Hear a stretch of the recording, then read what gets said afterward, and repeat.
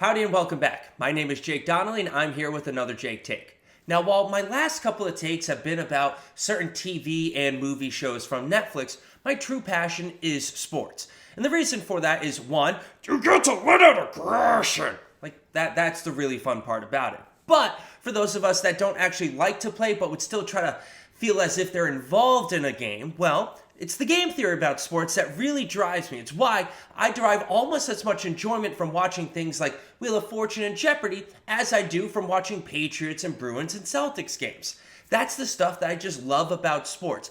Getting to sit here at home in my Vermont Flannel Company PJs, because it's New England and it's very cold right now in January, but I get to watch from home and get to decide, get to pretend as if I was the coach, and this is how I am going to decide this game. Am I going to run the ball or am I going to throw the ball? Am I going to emphasize offense or am I going to emphasize defense? That's the stuff that I love about watching sports. Second guessing and telling everybody they suck. You can kind of see why I enjoy this. But there was something very interesting in the final regular season game of the NFL, which occurred last night between the Chargers and the Las Vegas Raiders. And it was this: like many of the games in the final week of the season, every single season, this was a do or die game.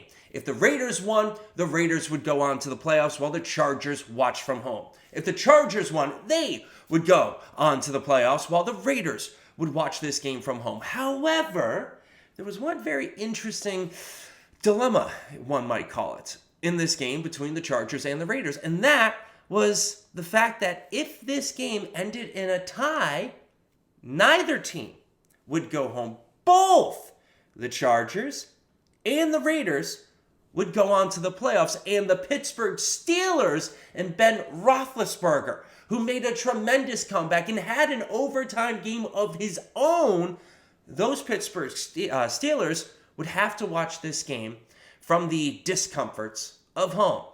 So, of course, what do you think happened?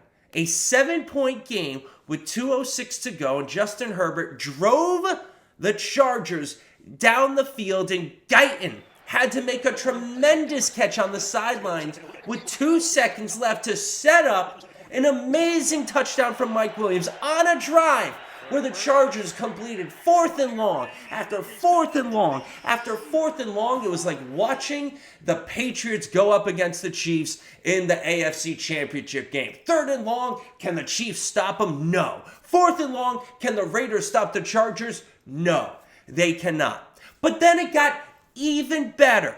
This season, coming down to overtime of the final game of the season, where if these two teams tie, the Pittsburgh Steelers, who by the most minuscule margin somehow put themselves in a position to make it to the playoffs.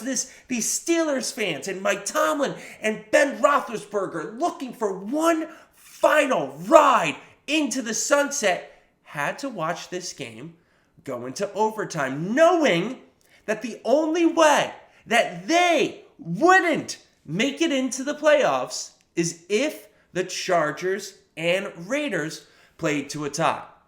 But here's the thing. For anybody that is familiar with game theory, they would tell you this sounds like a prisoner's dilemma.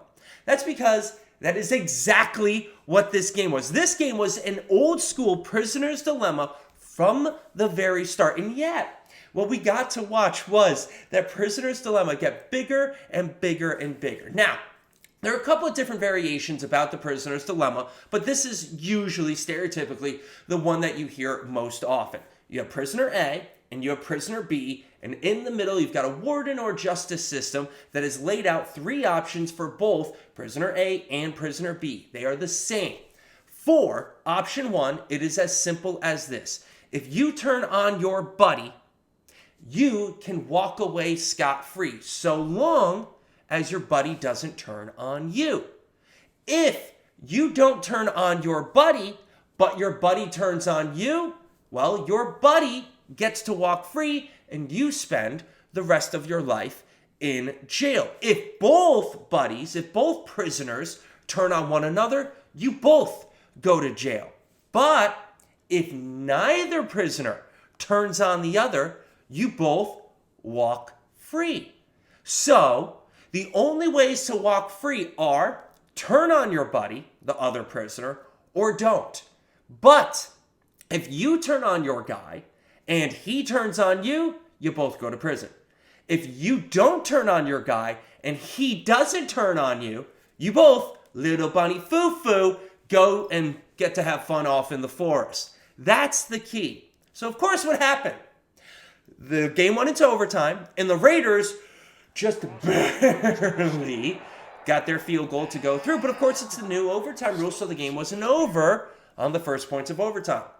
And, of course, the Chargers got to go in the opposite direction. And what did the Chargers do? The Chargers barely got their field goal to sneak on through. But now there's only about 4.5 minutes left in overtime, left in the season for either one of these teams. And now this is a prisoner's dilemma. The likes of John Coffey from the Green Mile. You know, the Stephen King novella, which turned into a book with Michael Clark Duncan, one of the greatest guys and biggest human beings to ever grace God's green earth. That is the size of this prisoner, of the prisoners in this prisoner's dilemma. And yet, knowing this, everybody who watches game theory, Brandon Staley, the coach of the Chargers, who uses sabermetrics and analyses all the time in order to make his decisions that compel him to go for it early in the game from his own 19-yard line inside of his own red zone.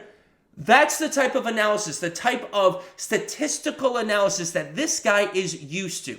He knows everything there needs to be known about game theory, which is why, with about 1:21 seconds left, when the Raiders had a 2nd and 11 and they handed the ball to Jacobs, everybody in the Chargers organization should have said, oh my God, we were just gifted with 1:21 seconds left in possibly our season. We were just gifted a golden ticket into the playoffs. But Brandon Staley, this guy who supposedly knows everything about game theory to the extent where, yet again, it compels him to go for it on 4th down from inside of his own 20-yard line, that guy called a timeout and stopped the clock. 3rd and 4, now what? Chargers take a timeout. Los Angeles takes its first timeout. This will be a 30-second timeout. What? Yeah,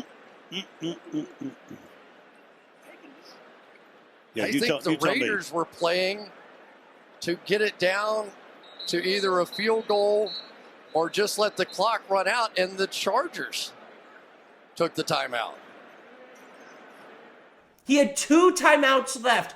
The Raiders were content out of field goal range to let the clock tick and tick and tick and tick and tick and tick and tick. They were willing, the Raiders were willing to let that game end in a tie. Why? Because the Raiders were prisoner A, saying, you know what, Chargers, I'm not going to flip on you. I know if we do nothing, even though we have the advantage right now, we know that if we do nothing, we are making it to the playoffs. The only way that the Chargers can make it to the playoffs in this scenario is if the Chargers let the clock run all the way down, blocked the field goal, and then just let it go out, or the Raiders missed, or they just let the clock run out. So Brandon Staley, this guy who is driven by mathematics and statistical analysis, had several options on the table, just like Prisoner B. But unlike Prisoner B, who doesn't know what Prisoner A is deciding, Prisoner A was telling the Chargers and Brandon Staley, hey man, I'm not flipping on you. No one over here is going to flip on you. We're both going to walk out of this free men if you do nothing. The only way to win this game, Brandon Staley, is by doing nothing. So what did Brandon Staley do? Timeout! I want a timeout. Why? I don't know, but I want to call a timeout. You're not in field goal range. I'm still going to call a timeout. I can let you bleed the clock and do nothing and get into the playoffs. or I can call timeout. And maybe the Raiders pick up a third down and get into field goal range. And then Daniel Carson, who has never missed a field goal in his entire career at this stadium, trying to go ahead and he has been absolutely the nuts, bringing and kicking the ball under 2 minutes in order to tie or win the game. That guy now has a chance to not just send the Raiders into the playoffs with a make, but send the Chargers home with a make. If he misses, both teams go ahead, but again, he didn't even have to kick the ball. So, of course, what happens? What do we get to see? Biggest kick of the year for the Pittsburgh Steelers. Field goal. Good. Raiders. Playoffs. Chargers. No playoffs. And the happiest people, the happiest person, the big ol' Yinzer out there in Pittsburgh, Ben Roethlisberger, gets at least one more game. And as a Patriots fan, as a guy who has gotten so much joy from Ben Roethlisberger, who has been pretty much incapable of beating the Patriots and beating Bill Belichick, I was really happy for him. Maybe Brandon Staley was too, because otherwise, that's a guy that doesn't know his ass from his elbow when it comes to game theory. And as many times as you can go for it on fourth down and try to explain your moves, well, your timeout was completely and utterly inexplicable. The dumbest timeout in NFL history. A timeout that puts your playoff probabilities from the 90th percentile to the 9th percentile. That was a timeout with nothing but losing probability behind it. And the guy who has been the driving force of sabermetrics and new school football analysis just took a stake and stabbed it deep into his own heart. But nothing makes me happier than just Schadenfreude. And that is exactly what we all got to enjoy last night. But nobody in no region more than the Yinzers in Pittsburgh, Mike Tomlin and Ben Roethlisberger.